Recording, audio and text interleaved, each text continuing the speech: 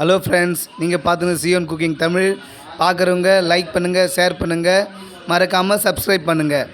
வாங்க வீடியோக்குள்ளே போகலாம்.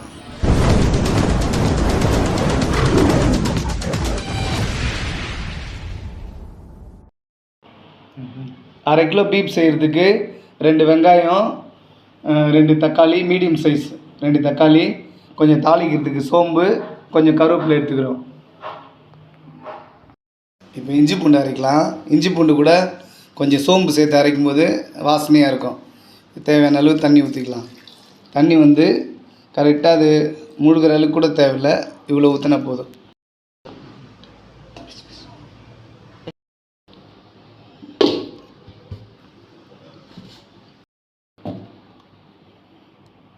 இஞ்சி பூண்டு அரைச்சாச்சு. இஞ்சி பூண்டு ரொம்ப தண்ணி இல்லாமல், திப்பி இல்லாமல் கொஞ்சம் பேஸ்ட்டாக அரைச்சிக்கணும். இப்போ கறி கழுவிக்கலாம். இப்போ நம்ம பீஃப் குழம்பு செய்யறதுக்காக அரை கிலோ எடுத்துருக்கோம் பீஃப். நம்ம கறி வாங்கும்போது எப்பவுமே கொஞ்சம் எலும்பு சேர்த்து வாங்கினாக்கா குழம்பு சுவையாக இருக்கும். நம்ம தொக்கு பண்ணும்போது வெறும் கறியாக பண்ணாக்கா நல்லாயிருக்கும். குழம்புன்னும்போது இது போல் நம்ம எலும்பு வாங்கும்போது அது சுவை அதிகமாக இருக்கும்.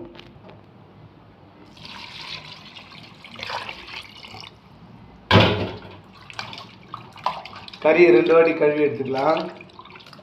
ஃபஸ்ட்டு வாட்டி நம்ம கழுவிட்டு 2வது வாட்டி மஞ்சத்தூள் போட்டு கழுவுறோம்.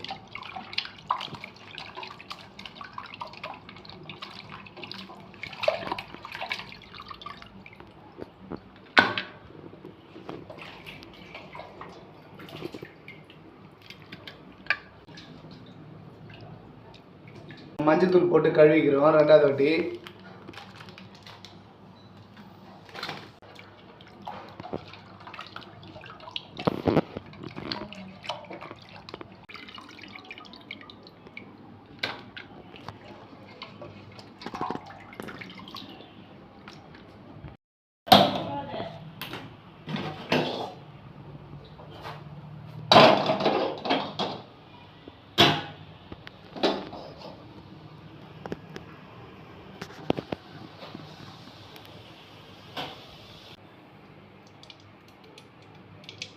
ஒரு 50 கிராம் அளவுக்கு நம்ம எண்ணெய் ஊற்றிருக்கோம்.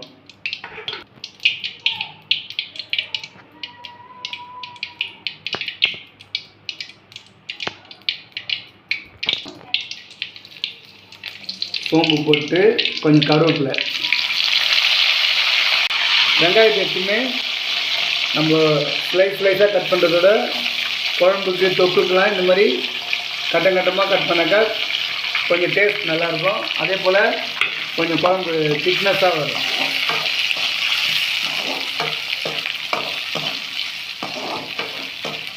வெங்காயம் கண்ணாடி பதத்துக்கு வதங்குற அளவுக்கு வதக்கிடும். வெங்காயம் வதங்கிடுச்சு. இப்போ நம்ம என்ன பண்ண போகிறோம், இஞ்சி பூண்டு பேஸ்ட் சேர்க்குறோம்.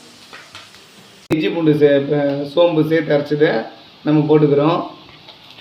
அரை கிலோவுக்கு ஒரு 2 ஸ்பூன்.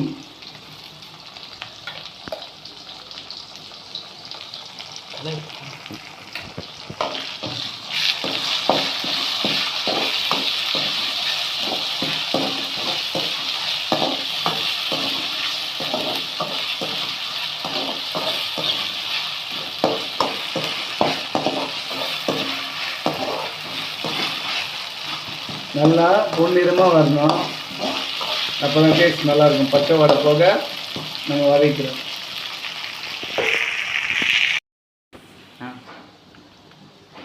இப்போ இஞ்சி பூண்டு நல்லா பொன்னிறமாக வதங்கிடுச்சு. அது கூட நம்ம கறியை சேர்த்துக்கலாம்.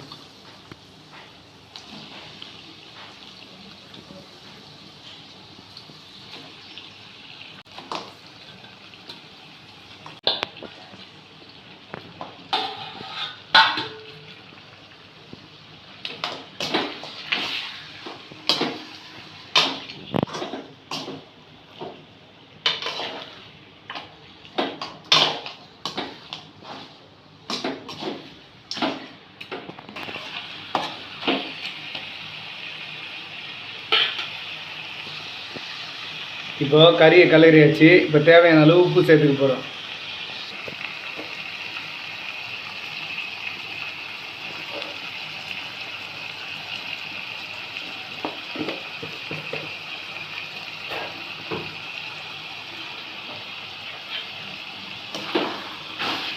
உப்பு சேர்த்தாச்சு. இப்போ கறி வந்து ஒரு 25% நல்லா வெந்ததுக்கப்புறம் நம்ம தக்காளி சேர்த்துக்க போகிறோம்.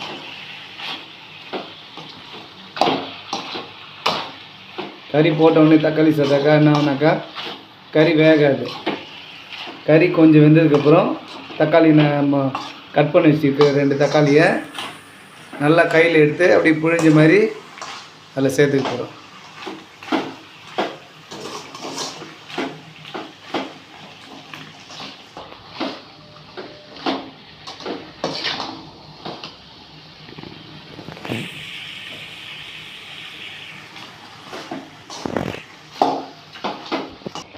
கறி கொஞ்சம் வெந்ததுக்கப்புறம் இப்போ நம்ம தக்காளியை சேர்த்துக்கிறோம். கட் பண்ணி வச்சுருக்கிற 2 தக்காளி நம்ம அப்படியே பிழிஞ்ச மாதிரி சேர்த்துக்கிறோம்.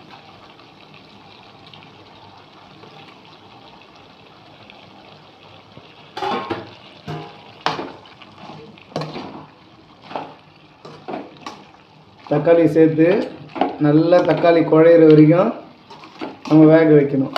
அதுக்கப்புறம் தான் நம்ம மிளகாத்தூள், மஞ்சத்தூள், கரம் மசாலா எல்லாம் சேர்க்குறோம்.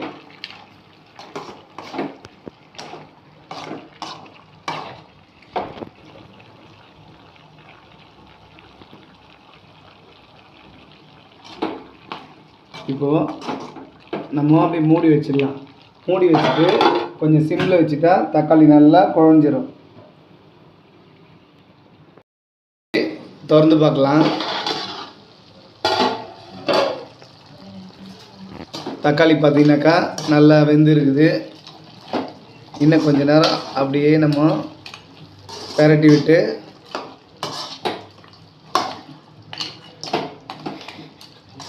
இப்போது நம்ம மஞ்சத்தூள், மிளகாத்தூள் சேர்த்துக்க போகிறோம். மஞ்சத்தூள் கொஞ்சமாக சேர்த்துக்கலாம். ஏன்னா நம்ம கழுவும் போதே மஞ்சத்தூள் சேர்த்துட்டோம். அடுத்து மிளகாத்தூள் ஒரு 2 ஸ்பூன் அளவு,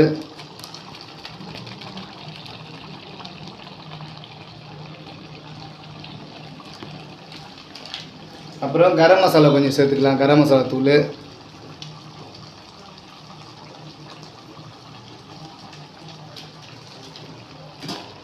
இப்போ நம்ம நல்லா கலரி விட்டுக்கலாம். நம்ம இன்றைக்கி தண்ணியே செய்யாமல் ரொம்பவும் திக்காக செய்யாமல் செமி கிரேவியாக செய்ய போகிறோம்.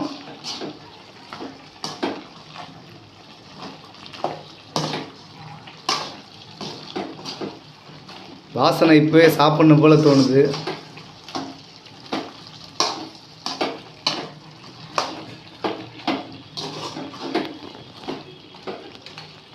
மிளகாத்தூள், மஞ்சத்தூள், கரம் மசாலா சேர்த்து நல்லா கலரிட்டு தேவையான அளவு தண்ணி சேர்த்துக்க போகிறோம். தண்ணி ஊற்றிக்கலாம். ஒரு 1/2 லிட்டர் தண்ணி நம்ம சேர்த்துருக்குறோம்.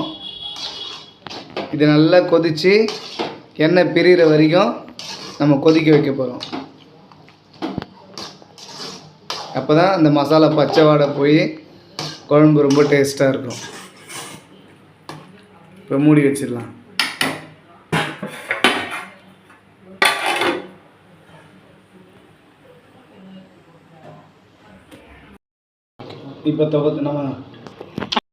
இப்போ நம்ம திறந்து பார்க்கலாம். 10 நிமிஷம் ஆயிடுச்சு. இங்கே பார்த்தீங்கன்னாக்கா நல்லா கொதித்து சைடில் எண்ணெய் வந்திருக்கும். நல்லா கொதித்து சைடில் எண்ணெய் வந்துருக்குது. இந்த டைமில் நல்லா கிளறி நம்ம டேஸ்ட் பார்த்துக்கலாம். உப்பு காரம் பார்த்துக்கலாம். எல்லாமே கரெக்டாக இருக்குது. ரொம்ப டேஸ்ட்டாக இருக்குது. இப்போ ஒரு 5 நிமிஷம் நம்ம சிம்மில் வைக்க போகிறோம். கறி பார்த்திங்கன்னா அருமையாக வெந்திருக்குது. நல்லா டேஸ்ட்டாக இருக்குது.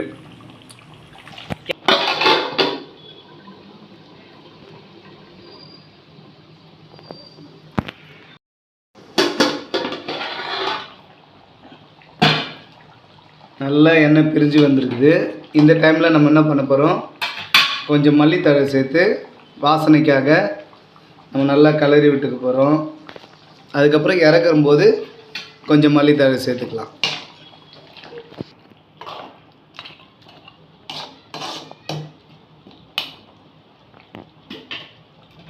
மூடி வச்சுக்கலாம்.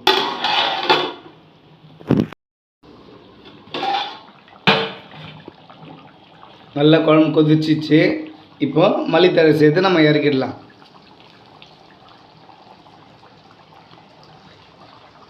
சுவையான பீஃப் குழம்பு ரெடி.